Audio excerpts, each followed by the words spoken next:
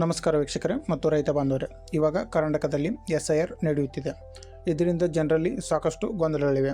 ಈ SIR ಅಂದರೆ ಏನು, ಅಧಿಕಾರಿಗಳು ನಮ್ಮ ಮನೆಗೆ ಬಂದರೆ ಏನು ಮಾಡಬೇಕು, ಮತ್ತು ನಮ್ಮ ಹತ್ತಿರ ನಾವು ಯಾವ ದಾಖಲಾತಿಗಳನ್ನು ಇಟ್ಟುಕೊಂಡಿರಬೇಕು, ಈ ಥರದ ಎಲ್ಲ ಮಾಹಿತಿಯನ್ನು ಈ ವಿಡಿಯೋದಲ್ಲಿ ನೋಡೋಣ.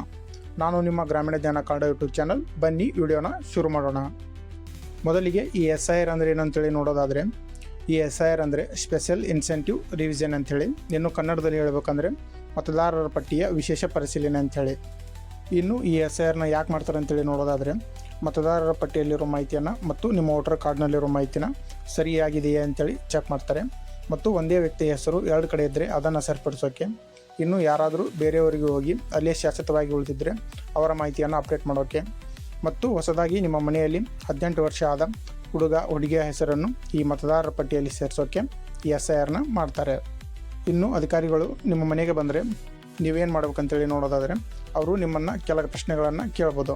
ಉದಾಹರಣೆಗೆ, ನಿಮ್ಮ ಮನೆಯಲ್ಲಿ ಎಷ್ಟು ಮತದಾರರಿದ್ದಾರೆ, ಮತ್ತು ನಿಮ್ಮ ಮನೆಯಲ್ಲಿ ಯಾರಾದರೂ ಬೇರೆಯವರಿಗೆ ಹೋಗಿ ಅಲ್ಲೇ ಉಳಿದಿದ್ದಾರಾ, ಮತ್ತು ನಿಮ್ಮ ಮನೆಯಲ್ಲಿ ಯಾರಾದರೂ ಹೊಸದಾಗಿ 18 ವರ್ಷ ತುಂಬಿದವರು ಇದ್ದಾರಾ ಅಂಥೇಳಿ ಈ ರೀತಿಯ ಕೆಲ ಪ್ರಶ್ನೆಗಳನ್ನು ಅವರು ನಿಮ್ಮನ್ನು ಕೇಳ್ತಾರೆ. ಇದರಲ್ಲಿ ನಿಮಗೆ ಗೊತ್ತಿರೋ ಸರಿಯಾದ ಮಾಹಿತಿಯನ್ನು ಆ ಅಧಿಕಾರಿಗಳಿಗೆ ಕೊಡಿ. ಇನ್ನು ಅಧಿಕಾರಿಗಳು ನಿಮ್ಮ ಮನೆಗೆ ಬಂದಾಗ ನಿಮ್ಮ ಹತ್ತಿರ ಯಾವ ದಾಖಲಾತಿಗಳು ಇಟ್ಕೊಂಡಿರ್ಬೇಕು ಅಂತೇಳಿ ನೋಡೋದಾದರೆ, ನಿಮ್ಮ ಮತದಾರರ ಚೀಟಿ ಅಂದರೆ ವೋಟರ್ ID ಕಾರ್ಡು, ಮತ್ತು ನಿಮ್ಮ ಆಧಾರ್ ಕಾರ್ಡು, ಮತ್ತು ನಿಮ್ಮ ಹತ್ರ ರೇಷನ್ ಕಾರ್ಡ್ ಇದ್ದರೆ ಅದನ್ನು ಒಂದು ಇಟ್ಕೊಂಡಿರಿ.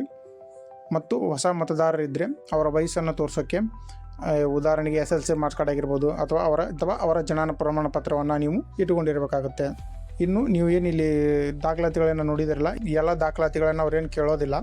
ಇದರಲ್ಲಿ ಅವ್ರಿಗೆ ಯಾವ್ದು ಬೇಕನ್ಸುತ್ತೋ ಅದನ್ನು ಮಾತ್ರ ಅವರು ಇಲ್ಲಿ ಕೇಳ್ತಾರೆ. ಇನ್ನೊಂದು ಮುಖ್ಯ ವಿಷಯ, ವಾಟ್ಸಪ್ನಲ್ಲಿ ಬರೋ ಪ್ರತಿಯೊಂದು ಮೆಸೇಜನ್ನು ನಂಬಬೇಡಿ. ಈ ಹೆಸರು ಕಟ್ಟಾಗುತ್ತೆ, ಅದಾಗುತ್ತೆ, ಇದಾಗುತ್ತೆ ಅಂತೇಳಿ ಹಲವಾರು ಸುದ್ದಿ ಓಡಾಡ್ತಿರ್ತವೆ. ಮೊದಲು ಅಧಿಕೃತ ಮಾಹಿತಿಯನ್ನು ಏನಂತ ತಿಳ್ಕೊಳ್ಳಿ, ಆಮೇಲೆ ಅದನ್ನು ನಂಬಿ. ಈ ಮಾಹಿತಿ ನಿಮಗೆ ಉಪಯೋಗ ಆಗುತ್ತೆ ಅಂದರೆ ಈ ವಿಡಿಯೋಗೆ ಲೈಕ್ ಮಾಡಿ ಮತ್ತು ನಿಮ್ಮ ಊರಿನ ವಾಟ್ಸಪ್ ಗ್ರೂಪ್ನಲ್ಲಿ ಶೇರ್ ಮಾಡಿ. ಇಂತಹ ರೈತರಿಗೆ ಮತ್ತು ಗ್ರಾಮೀಣ ಜನರಿಗೆ ಉಪಯೋಗ ಆಗುವ ಮಾಹಿತಿಗಾಗಿ ನಮ್ಮ ಗ್ರಾಮೀಣ ಜ್ಞಾನ ಕನ್ನಡ ಯೂಟ್ಯೂಬ್ ಚಾನಲ್ನ ಸಬ್ಸ್ಕ್ರೈಬ್ ಮಾಡಿ.